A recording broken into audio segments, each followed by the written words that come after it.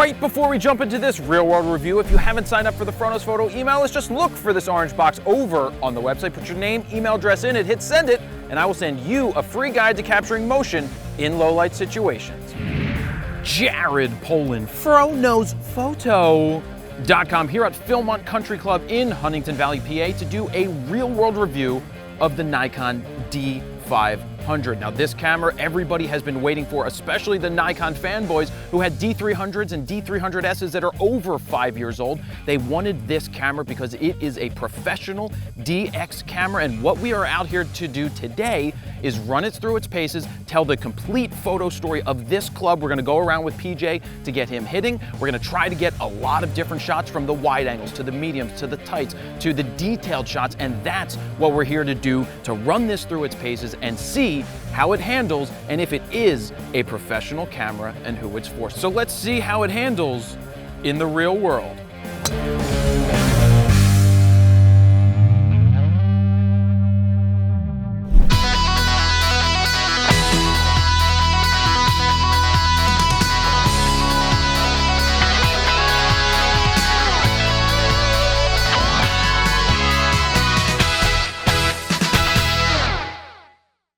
So what is my overall goal being out here with the Nikon D500 for this real-world review? Well, honestly, the golf club needs photos for their website, so that's part of what we're doing out here. Now, I will tell you that this is a little different type of a real-world review than we've done in the past. It's not super fast-moving action non-stop, it's golf. Now, in terms of action, they do move pretty quick when they're going and swinging the club, because the head of the club is moving really fast as it strikes the ball. So my goal is to get those nice tight headshots, those great action shots, maybe some shots coming out of the bunker with the ball in the bunker, as well as try to see if we can get the ball rolling towards me to see how well the autofocus does. So there's a lot of things that we can capture while out here at the golf course, even though there's no tournament going on and we just have a golfer as a model. This should be a lot of fun.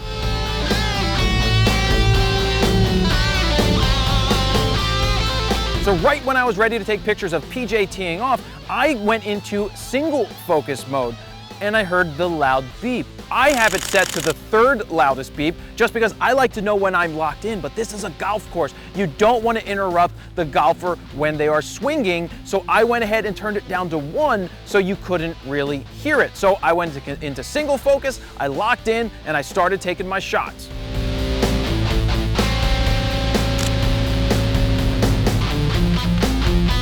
Now what I want to tell you guys is that I'm used to using a full frame camera, but when I started shooting with this camera, it didn't matter that it wasn't full frame. I put the right glass on there, especially because this is called a professional camera. You want to make sure you put professional end lenses on it. Does that mean that you can't put other quality lenses on it? No, not at all. But if you're gonna be shooting pro jobs, you want to put the best of the best of the best with honors on it to hopefully get the best results. And one of the things that made it feel more like just a camera in my hands was being able to have that ultra wide angle that the 11 to 22.8 Tokina gave me. Now normally through a test we would want to do some fast moving action that we are in continuous focus to see how it tracks everything, but here it didn't call for that situation. And what you have to remember is that this is a real world situation that you will find yourself in. PJ needed photos. I came out here and took the photos that he needed with this camera. So it's not all about pushing it to the furthest extremes, it's about using it in the situation that you need to use it in right now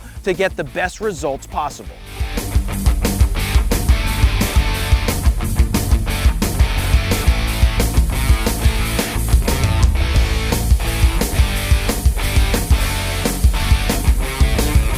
So I wanted to get some shots of PJ driving the ball, and this time I wanted to be more in the front. And of course I couldn't be right in the middle, but one thing that I noticed when I put on my 300 2.8 is that it became a 450 millimeter equivalent lens, which meant I had to back all the way up. And one thing that I noticed when I was about to take the photos of him driving is that I was cutting off the ball and cutting off his feet because I was on a slight slope going down from where he was standing more perched up. So what I had to do was stand on a Pelican case to get a higher angle, which allowed me to fill the frame and still get the feet and the ball in there for when he was driving.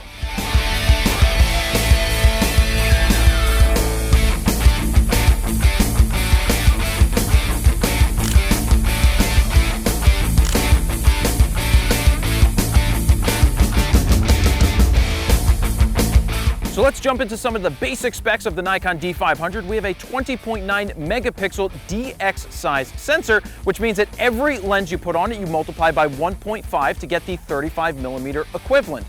It also has no OLPF, and what that means is that you may get sharper images because it has no low-pass filter in there, where the Nikon D5 has a low-pass filter, so we'll see if we get sharper results with this camera versus the Nikon D5.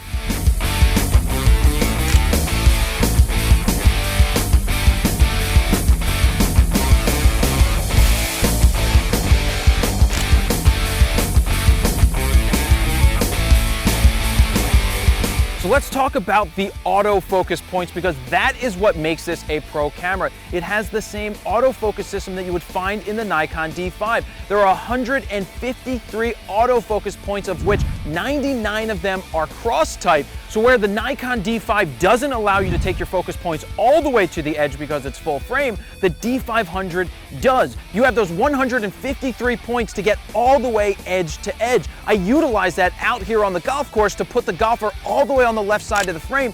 That is something that's incredible to have. To be able to cover your entire viewfinder with focus points is absolutely incredible.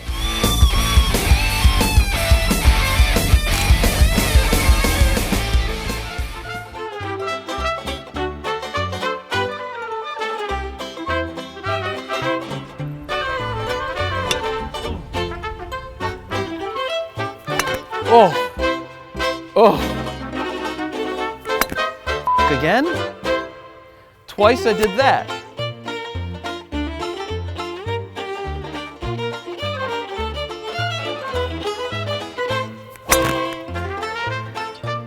I can't see the ball though. Where'd it end up? All right, well, at least it went down the fairway. So how do I like this camera so far? It handles really well. It feels great in the hands because it feels like a professional camera, especially when you add the grip to it. I'm a big fan that if you're gonna pick up this camera, which is considered a pro camera, that you add the grip. Why? Because it feels better when you shoot vertically, and you also add an extra battery to make it feel more professional. In terms of being professional, something different on this camera is you have a round eyepiece. On most consumer cameras, you do not have the round eyepiece, but on the professional and Nikons, you do have the round eyepiece. Even though it's a DX camera, it still is built like a pro camera. It is weather sealed, it's dust resistant, and it just feels great in the hands. Here's where you may find some people getting upset about the Nikon D500, is that it does not have a built-in flash. But a lot of people know that a pro camera doesn't have a built-in flash. So if that's something that you're looking for, then the D500 isn't for you. So let's talk about price. This is a $2,000 cropped sensor body, where you could spend $2,000 right now and get a full frame camera from Nikon. How do you make the decision to say that this camera is better than that one? Well, it's very hard to say it. I think the ISO capability of this camera is going to surpass something like the D750, because the D750 is already a couple of years old. It's a tough choice to make.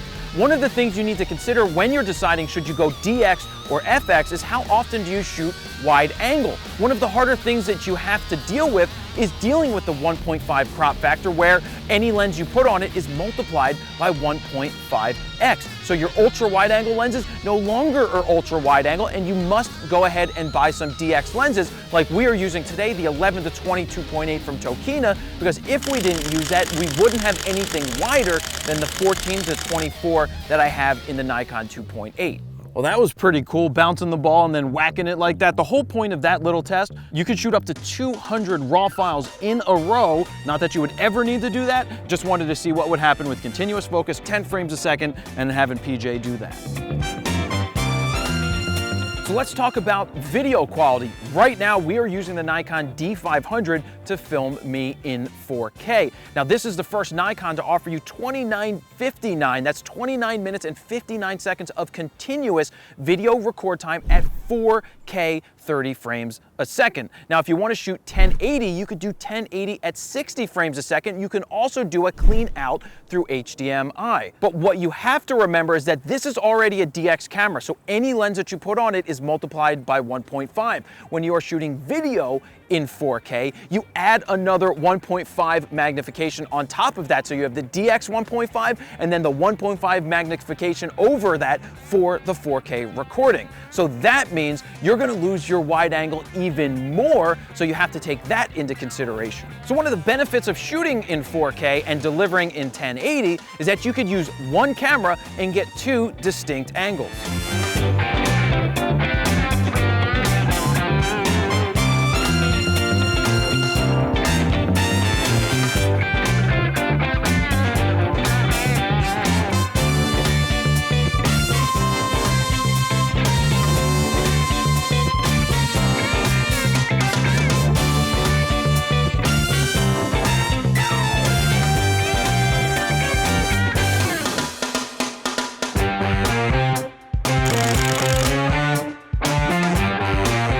In terms of ISO, we have a massive range from 100 to 51,200 natively, all the way up to 1.64 million. Now, they don't always recommend that you go into those high modes, but it can do that. We have not seen a DX camera with the ISO capabilities up to this point, and I'm thinking that this D500 is going to set a new standard for crop sensor cameras.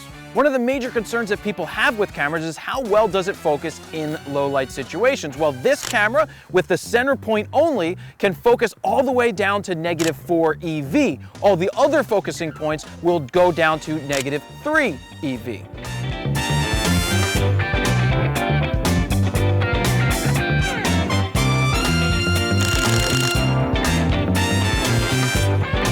One of the ways I thought we could test out the continuous focus is to have PJ go ahead and putt a ball and have me track it with it coming towards the hole. Another thing that I had PJ do was go ahead and putt a ball and then walk towards me as I cycled through shot after shot after shot. Now that is a normal situation that you will find yourself in, that you hope your camera can go ahead and track your subject and keep them in focus shot after shot after shot, and from the looks of it on the back of the camera, it looked pretty good.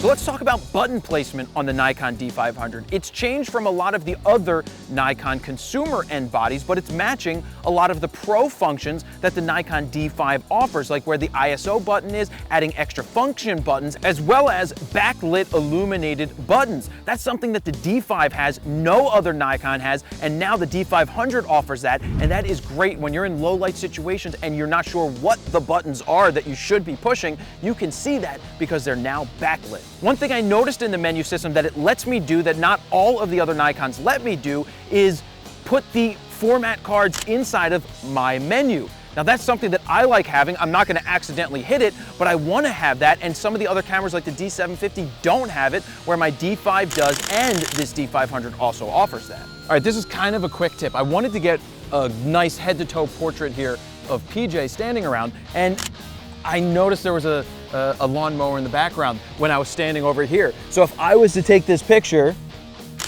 I would have that lawnmower out of focus in the background, but instead I just moved this way, and that basically is gone because I used PJ's head to block it. And boom, you got it.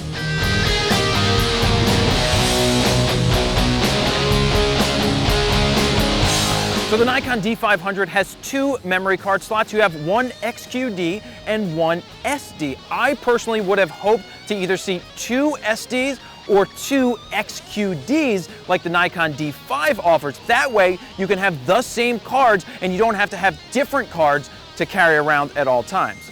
So one of the questions people have is, how quickly does the camera get the photos from the buffer to the memory card? Well, I'll tell you that the Nikon D5 takes it much faster than the Nikon D500, but the D500 didn't lag behind, but it doesn't move as fast. But one recommendation is to make sure you put in their fast XQD cards as well as SD cards to make sure that you get the pictures off the buffer and to the cards as quickly as possible. So one of the great things about having two slots inside of a camera means you can shoot redundant. I personally like to shoot the same files to card 1 as are going to card 2. That way, if something ever happens with one of the cards, you have a backup built in.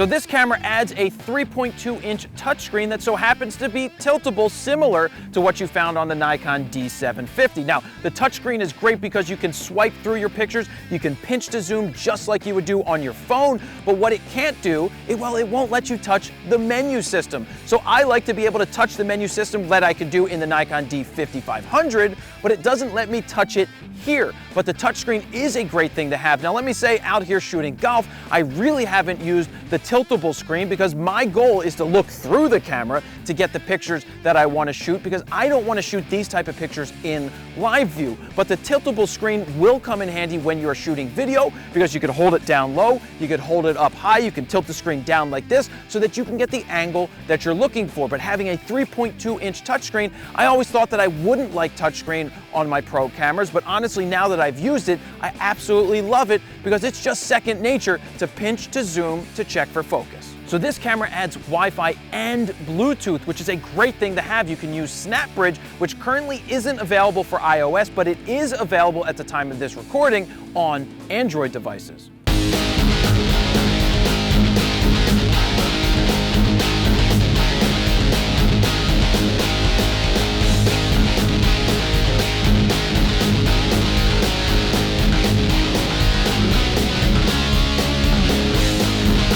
One of the things I wanted to make sure of was that I froze the golf ball as best as possible and froze the club of PJ swinging, because I didn't want a slow shutter speed where the club would start to blur and the ball would blur. My goal was to freeze that action, and in order to do that, I had to bump the ISO up just a little bit, but we know this camera can absolutely handle having the ISO pushed just a little bit.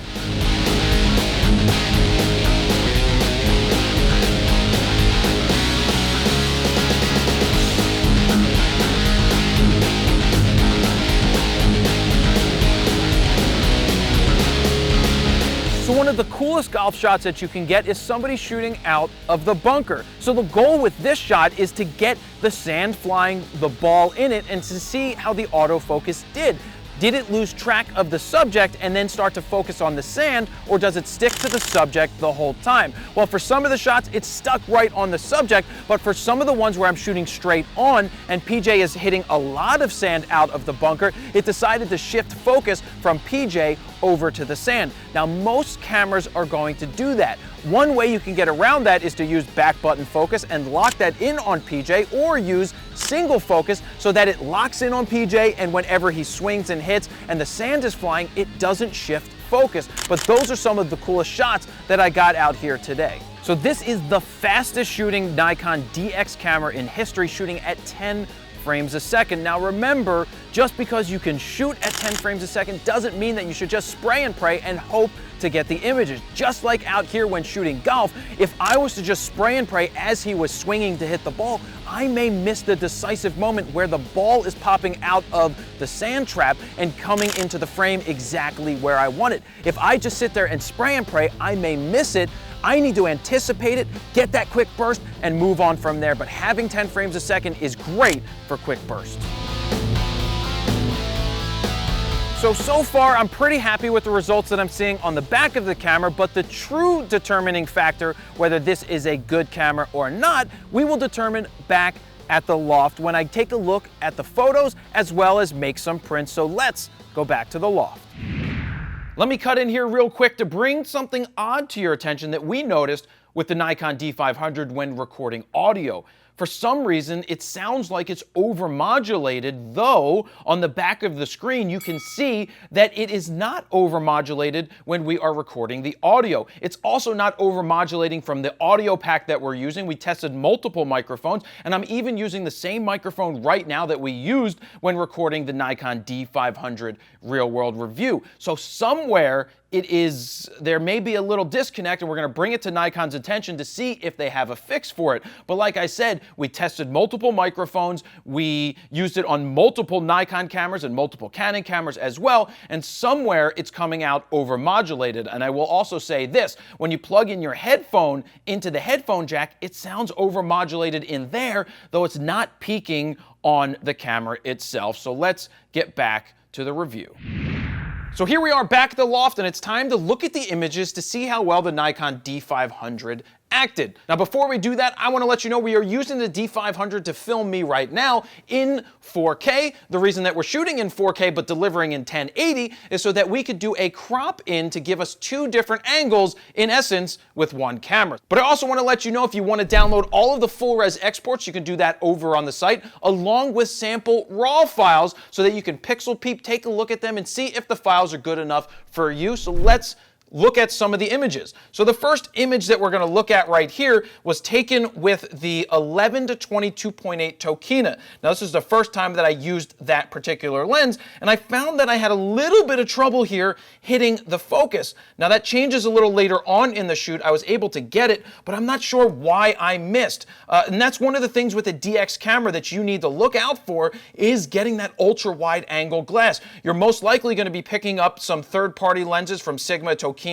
Tamron, or maybe some of the wider that Nikon offers, but you're not using the 14 to 24 2.8 generally, though I would personally use it. But this is just one sample image. We go through, the same thing happened on this next one, and this one I didn't fully edit. But for whatever reason, it seems like with wider angle on a DX camera, it's not as tight sometimes. Now I found as I move on to the next images where I used a longer lens, man, I was able to get really tack sharp focus. So here we go. Next shot. I love this shot. This is one of those anticipation shots for the chip that he's about to do, or the drive that he's about to do on a par 3. I love it because it's focused in on him, and he's about to go ahead and drive that ball. Now, at 400, it looks a little noisy zoomed in 1:1, but I did print this out. This file looks fantastic, or the print looks fantastic when you print it out. Remember that. Your images look like one thing on the screen at 1:1, but when you print them out with whatever printer that you have, you're going to see something totally different. It's not going to look as noisy or grainy if you go ahead and zoom in. Now, part of the noise that you're seeing is because of the way that I edit. That's just my editing style. It brings it out, because this is where it starts out with flat. It's not as noisy. It's just that I accentuate that when I go ahead and pump up my contrast, but I don't worry about that at all. Personally, I don't worry about that. So here we have this shot, leaning on there, of course, not pushing the camera to the extremes in this situation, but remember, this was a situation we chose to shoot in. This is a real-world situation that you may find yourself in when you're out there shooting. So here you have him just leaning in on the golf club. I love the way the bokeh is in the background, but that's not the camera doing that. That is the lens that's doing that. Freezing the action 1/4000th of a second, locking my focus in on PJ right here as he's driving the ball, and just following the progression. The frames per second of this is really good. You get 10 frames a second, and in terms of tracking, what you see right here is I tracked, I believe, 39 shots of him walking towards me, and each one is tack sharp. Now, again, this isn't pushing it to the extreme. This is just him walking towards me. But this was the situation that we were in. He's walking towards me. I wanted to see how the focus would track, and it did really well. In some of the other samples that we did where he was bouncing the ball off the iron, and then he went and whacked it to see how many frames in a row we could take and see how the focus was, it worked very well. Even when I tracked the golf ball rolling to the hole, I was still able to mostly track it, and that's not an easy thing to track. I love the fact that the focus points go edge to edge, and I talked about that earlier. So this shot, you know, we got black and white. Of course, we got some shadow under the eyes because we're not popping a flash, or we're not doing anything extreme like bouncing light back in, but it's super tight, it's super sharp, and part of that's because it does not have an OLPF. It was also an overcast day, so that's why some of the colors are a little more muted, but I pumped them up myself. But I love how the camera handled. It handled very well. I got the nice wide shots. I got the tighter shots. I got the detailed shots. I got the action shots. That's how I tell a well-rounded story. So this type of thing, look, it is tack sharp. Again, using the 70 to 200 2.8, let me turn here and say this. This is considered a pro body. I said this earlier. You want to put quality glass on a body like this. You're going to get the best results when you do something like that. Just moving through here, I love the colors. I love the tones. I love the sharpness that I'm getting. And like I said earlier, this is with that Tokina lens. And this time, I mean, everything looks in focus at 14 millimeters here, but this looks very good. The colors, the tones, the sky, everything handles well. The raw files are working out very well. And then you can just see some tighter shots. Look how clean and smooth everything is when you zoom in 1:1. I printed this out. it looks great. So 1:1, you don't see this noise or grain in the background area. And yes, this is only 160 ISO, but if anybody sits there and says the grain is terrible in the background, you need to understand what you're looking at. This is the out of focus area. This is the in focus area. Look how tight and clean his face is when you are zoomed in. That is sharp.